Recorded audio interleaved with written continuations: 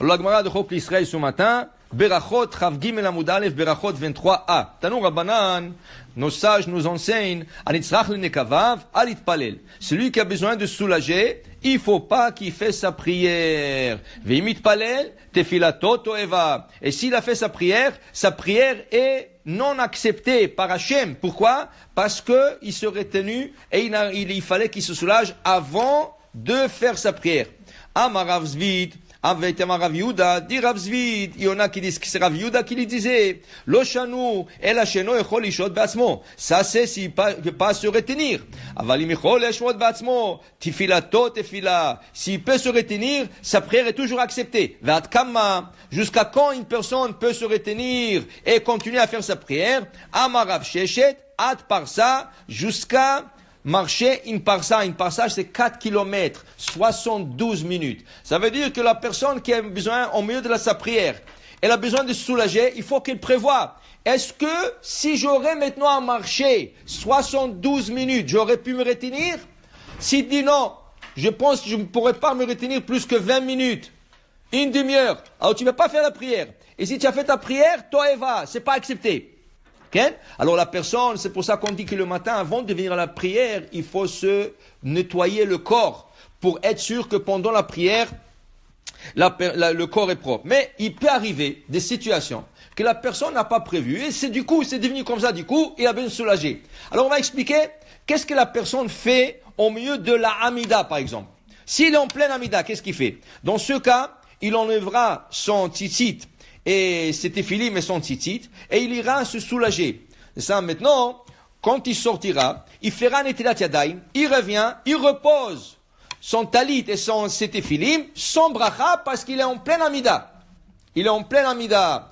Maintenant, il fera sa amida. D'où est-ce qu'il commence la amida? Alors là, comme il s'est arrêté à cause du ones, ça veut dire c'est un cas de force majeure, malgré lui. C'est pas que lui volontairement arrêta l'amida, c'était malgré lui. Dans ce cas, la halakha dit, il faut mesurer le temps de l'amida de cette personne pendant l'année. Combien de temps ça lui prend de faire l'amida? Si ça lui prend de faire l'amida chaque jour, 4 minutes, 3 minutes, on va dire 5 minutes.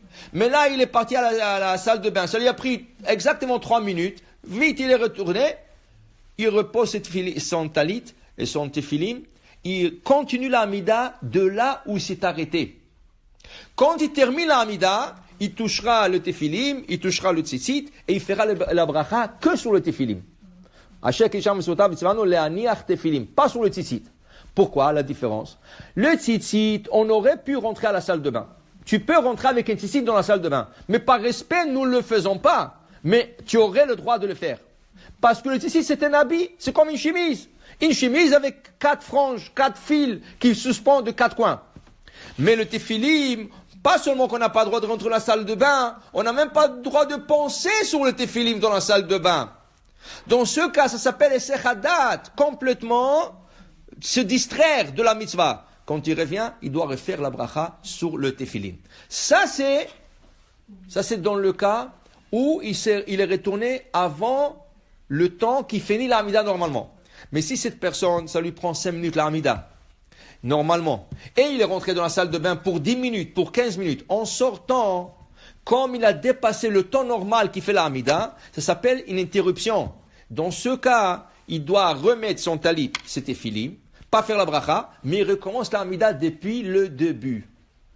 Quand il terminera la Hamida, alors il fera la bracha, comme on a dit, seulement sur le tephilim et pas sur le tzitzit. Mais la Gemara, elle dit l'importance de faire de soulager. Pourquoi? Surtout chez les hommes.